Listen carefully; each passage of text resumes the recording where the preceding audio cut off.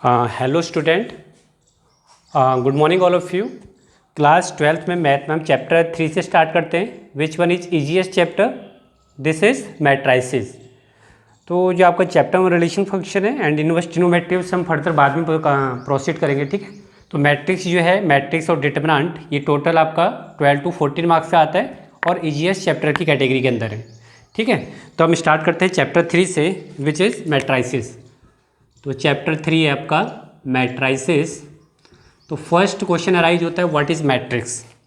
तो मैट्रिक्स कुछ नहीं, एक अरेंजमेंट होता है। अगर मैं आपसे पूछूं व्हाट इज़ मैट्रिक्स, तो matrix is what? Arrangement of an array. Arrangement of an array. Array क्या होता है? मतलब कुछ भी थिंग, जैसे आप सपोज कुछ भी जैसे डाटा लेते हो। सपोज मेरे पास 5 पेन हैं, ठीक है, और 5 बुक हैं। तो मुझे अगर इसे एक क्लोज इंटरवल में रिप्रेजेंट करना है तो मैं कैसे रिप्रेजेंट करूँगा? 5 5। फर्स्ट आइटम रिप्रेजेंट पेन, है ना। ये कंपलसरी नहीं है फर्स्ट डाटा जो है पेन ही रिप्रेजेंट करे, आप इसे बुक भी रिप्रेजेंट कर सकते हो। तो ये आपका फर्स्ट जो डाटा है वो पेन को रिप्रेजेंट कर रहा है और जो सेकंड डाटा है वो आपको कॉलम को रिप्रेजेंट कर रहा है। या आप इसे ऐसे भी ले सकते हो, 5 और 5। तो ये आपका हो गया arrangement in the form of algebra या अर्थमेटिक ऑपरेशन। अब सबसे जो मैट्राइसिस का जो सबसे मेन टॉपिक है वह है ऑर्डर, ठीक है। ऑर्डर के बारे में आपको पता होनी चाहिए। तो सपोज मैट्रिक्स का ऑर्डर कैसे फाइंड आउट करते हैं, एक एग्जांपल ले लेते हैं। ए, बी, सी और डी, ये आपने एक स्क्वायर बॉक्स में से क्लोज कर दिया। अब जो आपको हॉरिजेंटल लाइन है, इस हॉरिजेंटल लाइन को हम बोलते हैं रो नंबर 1, और ये आपका रो नंबर 2 हो गया। और जो वर्टिकल लाइन्स हैं, इस वर्टिकल लाइन्स को हम बोलते हैं कॉलम। क्या बोलते हैं? Column, C1 C2। तो जो इस किसी भी मैट्राइसिस का ऑर्डर है, सपोज इस मैट्रिक्स का नेम मैंने मेंशन कर दिया A।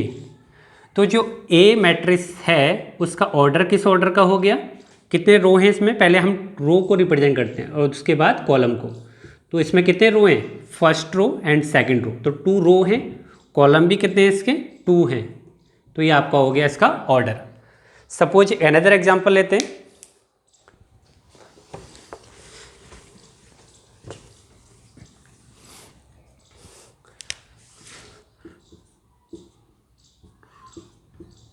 ये आपका कोई मैट्राइसिस है ए, मैट्रिक्स है ए, मुझे इसका ऑर्डर फाइंड आउट करने। तो सबसे पहले आप काउंट करोगे रो कितने हैं। रो हैं R1, this is R2 and this is R3। तो ये आपका हो गया रो। कॉलम कितने हैं इसमें? 1 है एंड सेकंड वन 2 है। तो इसका ऑर्डर क्या हो गया? ऑर्डर इसका हो गया, रो कितने हैं टोटल? 3 और कॉलम है आपके 2। तो 3/2। तो ऑर्डर आपको फाइंड आउट करना आ गया। Horizontal line is what? Row, and column जो वर्टिकल लाइन्स हैं उन्हें हम क्या बोलते हैं? कॉलम। अब आते हैं second thing is what? Type of matrix. Type of matrix.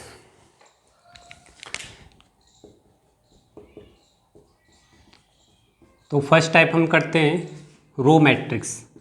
Row matrix क्या होता है? जिसमें ओनली 1 रो होता है, ठीक है।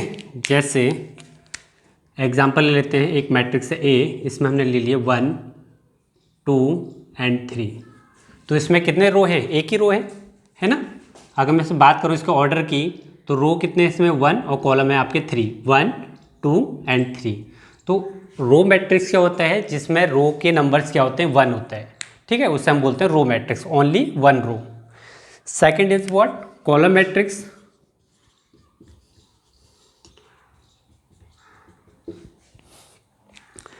अब कॉलम मैट्रिक्स क्या होता है? कॉलम मैट्रिक्स आप सपोज जैसे एक ही कॉलम होना चाहिए, है ना।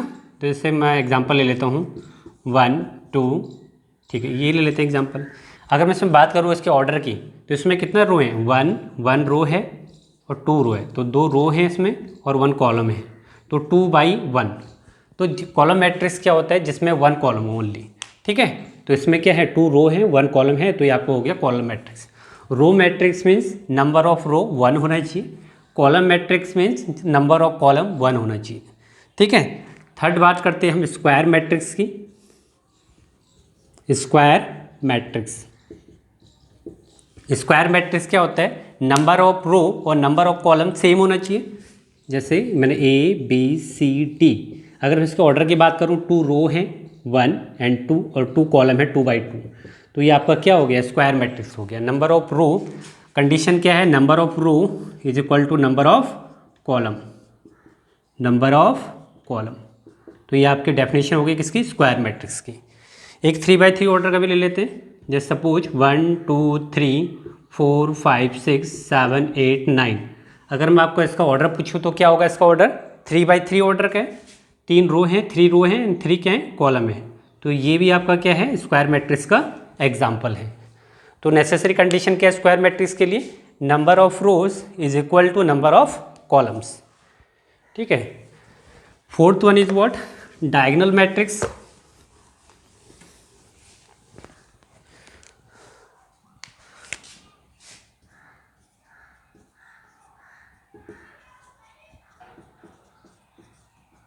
तो डायगोनल मैट्रिक्स क्या होता है हमारा, सपोज एक एग्जांपल ले लेते हैं।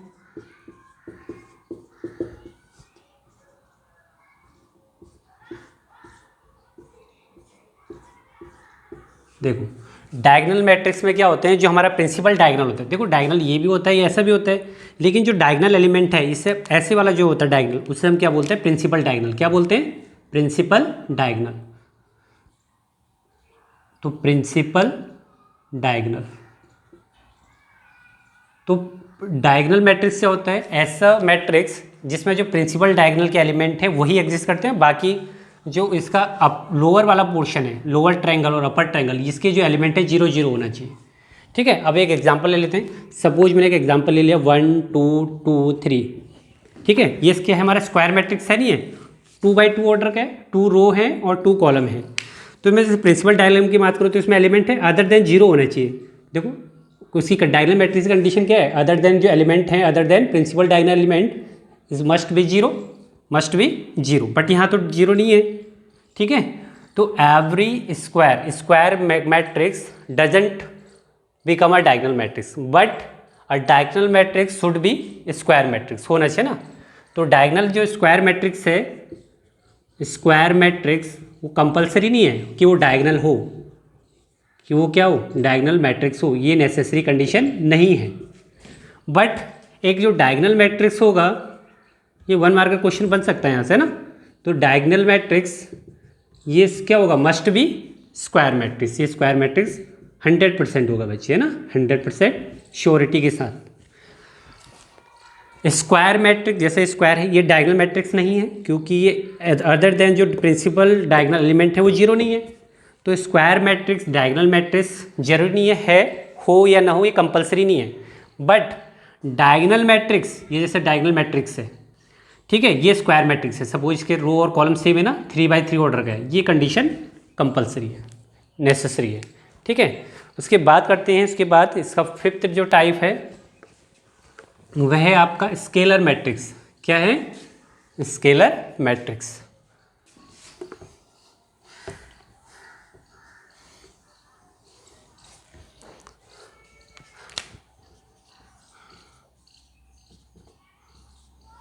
तो स्केलर मैट्रिक्स में क्या होते हैं, जो आपके प्रिंसिपल डायगोनल एलिमेंट है वो सेम होना चाहिए। ठीक है। डायगोनल एलिमेंट, डायगोनल मैट्रिक्स में क्या होते हैं, डिफरेंट, और यहाँ पे क्या सेम है। देखो इनके जो एलिमेंट के मेंबर हैं वो क्या है, सबके सेम है। तो ये आपका क्या हो गया, scalar matrix, scalar matrix. Fifth one is what, six is what, identity matrix. Identity means 1, identity means 1। तो जिसके एलिमेंट के मेंबर जो प्रिंसिपल डायगोनल के मेंबर हैं वो 1 हों, जैसे आपका एग्जांपल हो गया 1 0 0 0 0 सॉरी 0 1 0 0 0 1, प्रिंसिपल डायगोनल के एलिमेंट सभी 1 है ना। ठीक है। तो ये आपका क्या होगा, आइडेंटिटी मैट्रिक्स। और किस ऑर्डर का है ये, 3/3 ऑर्डर का। किस ऑर्डर का है, 3/3 ऑर्डर का। अगर मुझे 2/2 ऑर्डर का आइडेंटिटी मैट्रिक्स बनाना तो कैसे मेंशन करूंगा, डायगोनल एलिमेंट 1 1 दिखा दूँ और बाकी अदर देन 0। तो ये आपका क्या हो गया, identity matrix of second order. इसे हम क्या बोलते हैं, identity matrix of second order. इसे हम बोलते हैं identity matrix of third order. ठीक है। फिर इसके बाद हम देखते हैं, ठीक है, इतना सफिशिएंट है डाटा को समझने के लिए। अब देखो मैं, कोई बच्चा कहेगा रेक्टेंगुलर मैट्रिक्स क्या, अगर मैं सपोज ये ले लेता हूँ 1 2 3 2 5 1, तो इसमें डायगोनल एलिमेंट तो है नहीं ना, 1 2 ऐसे करके जाने चाहिए, तो है नहीं। तो रेक्टेंगुलर मैट्रिक्स कभी भी डायगोनल मैट्रिक्स नहीं हो सकता है, ठीक है। 7th आप लिखो zero matrix. Zero matrix means जिसके सारे मेंबर क्या हों, जीरो।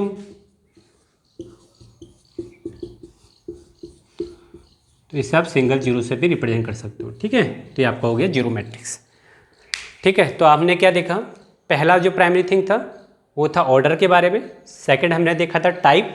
टाइप में जो सबसे इंपॉर्टेंट पॉइंट है वह है डायगोनल मैट्रिक्स, ठीक है। Must be square matrix, but square matrix does not compulsory to make a diagonal matrix, isn't it, ठीक है।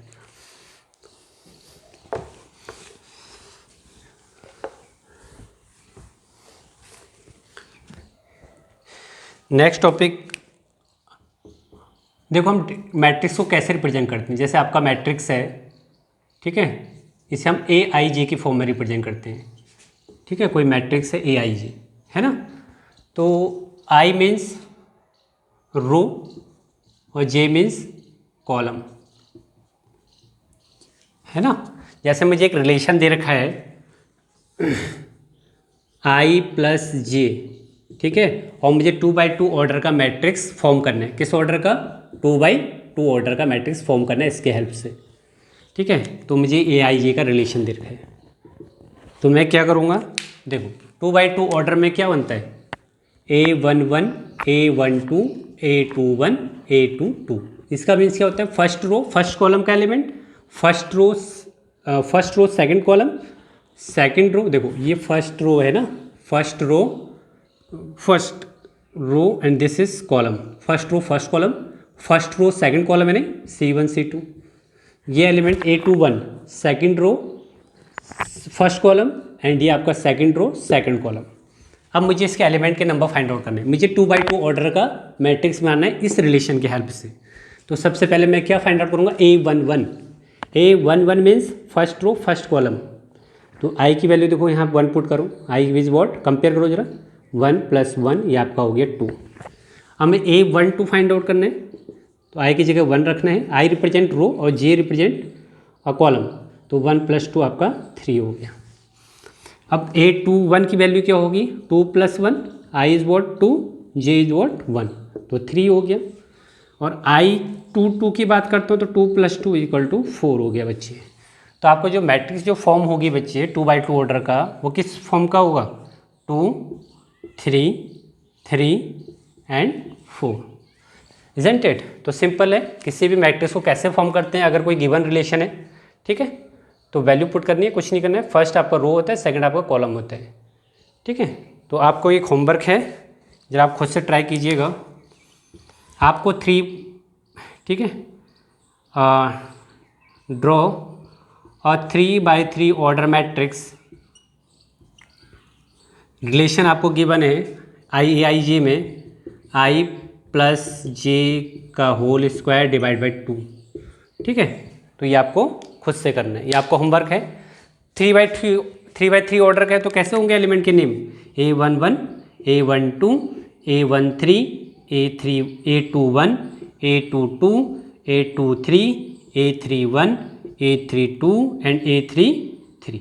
बस अब क्या करना है, आपने इसके एलिमेंट निकालना। 3x3 ऑर्डर गया ना, 3x3 ऑर्डर मतलब 3 कॉलम होंगे, 1 2 एंड 3 क्या होंगे, सॉरी 3 रो होंगे एंड 3 क्या होंगे, आपके कॉलम होंगे, ठीक है। तो इस रिलेशन से A11 निकालना है, तो आई की जगह 1 रखोगे, जे की जगह 1 रखोगे। A12 निकालना है, फाइंड आउट करने, तो आई की जगह 1 पुट करोगे, जे की जगह 2 पुट करोगे। तो रिलेशन सारी वैल्यू यहाँ पे पुट कर दोगे फाइनली आप। तो सिंपल क्वेश्चन था।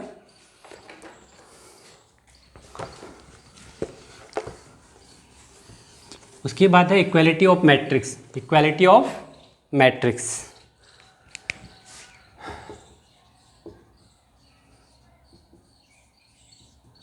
तो इक्वालिटी ऑफ मैट्रिक्स, इसकी नेसेसरी कंडीशन क्या है, order must be same, order must be same. जैसे आपका 2 3 1 4 है और आपसे ABCD की वैल्यू पूछे, तो सबसे पहले आपको इक्वालिटी ऑफ मैट्रिक्स अगर आपको कंपेयर करने हैं तो उनकी ऑर्डर सेम होनी चाहिए। तो इसका ऑर्डर क्या है, कितने रो है इसमें, 2 रो हैं और 2 कॉलम हैं, तो 2x2 ऑर्डर का है, ठीक है, और ये भी 2/2 ऑर्डर का है, तो इनकी इक्वलिटी होल्ड कर सकती है, नेसेसरी नहीं है। तो जब कंपेयर करके बताओ, on comparing the corresponding element, comparing the corresponding element.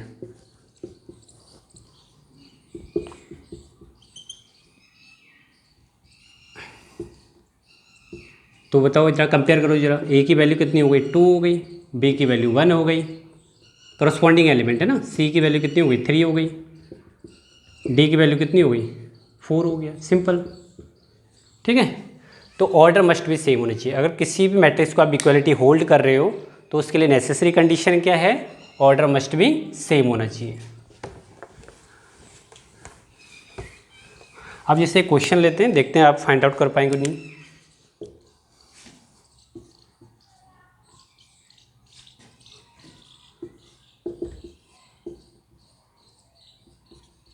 जैसे मैं आपसे पूछूंगा find A B C, find A B and C, तो अभी फाइंड कर पाओगे क्या? सबसे पहले अभी एक देखो, इसका ऑर्डर चेक करो जरा, ये भी 2/2 ऑर्डर का है, ये भी 2/2 ऑर्डर का है। अब आप डायरेक्टली नहीं बोल सकते हो कि ए की वैल्यू 2 हो गई, बी की वैल्यू 3 है एंड सी इज वॉट 2 है। वाई? क्योंकि जो आपको गिवन एलिमेंट है ना, जो 5 और 4, ये इक्वलिटी होल्ड नहीं कर रहा है, ये तो कॉन्ट्राडिक्ट कर रहा है। अगर यहाँ भी 5 होता, यहाँ भी 5 होता तो इक्वलिटी होल्ड करता। इस कंडीशन में ए बी सी की वैल्यू आप क्या कर सकते हो, can not be determined, can't be determined. ठीक है, क्योंकि ये कॉन्ट्राडिक्ट कर रहा है। ठीक है, तो ऐसे भी आपको पता होना चाहिए। यहाँ पे आप डायरेक्ट कंपेयर नहीं करोगे, A is what 2, B is what 3 and C is what 2। Why? क्योंकि जो आपको गिवन जो इन्फॉर्मेशन है, जो अननोन एलिमेंट है, वो आपको इक्वलिटी होल्ड नहीं कर रहा है, जो कि कॉन्ट्राडिक्ट कर रहा है। तो इन छोटी छोटी चीज़ों को भी आपने ध्यान में रखना है। ठीक है, तो आज का आपका इतना सफिशिएंट है। ऑर्डर आपको बारे में पता होनी चाहिए, थोड़ा सा डायगोनल मैट्रिक्स के बारे में पता होनी चाहिए, है ना। और थर्ड पॉइंट हमने क्या पढ़ा है, अगर 2 मैट्रिक्स को अगर हमें क्या करना है, इक्वलिटी होल्ड कराना है, तो ऑर्डर क्या होनी चाहिए, सेम होना चाहिए, और उसके कॉरस्पॉन्डिंग एलिमेंट को हम क्या करते हैं, कंपेयर करते हैं। तो जो आपको एक्सरसाइज 3.1 है, वो आपका बेसिक से एक्सरसाइज है, एक बार खुद से ट्राई कीजिएगा, और कुछ भी दिक्कत होती है तो आप मुझे ग्रुप में सेंड कर सकते हैं, या कॉल के थ्रू भी पूछ सकते हैं आप लोग, है ना। Okay, till then good bye, take care.